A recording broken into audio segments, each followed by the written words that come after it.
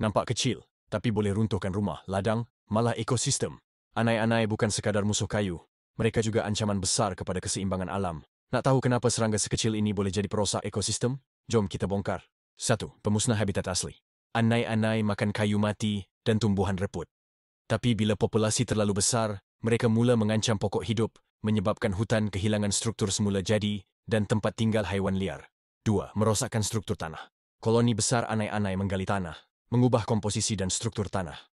Ini boleh menjejaskan saliran air, pertanian, dan keseimbangan mikroorganisme dalam tanah. 3. Mengancam biodiversity.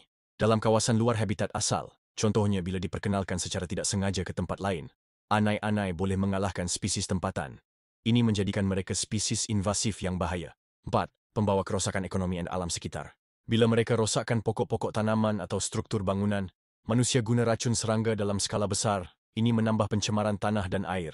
Jangan pandang ringan serangga kecil nih. Kalau kita tak kawal dari sekarang, anai-anai boleh jadi mimpi ngeri kepada alam sekitar dan manusia. Edukasi, cegah dan lapor bila jumpa serangan anai-anai.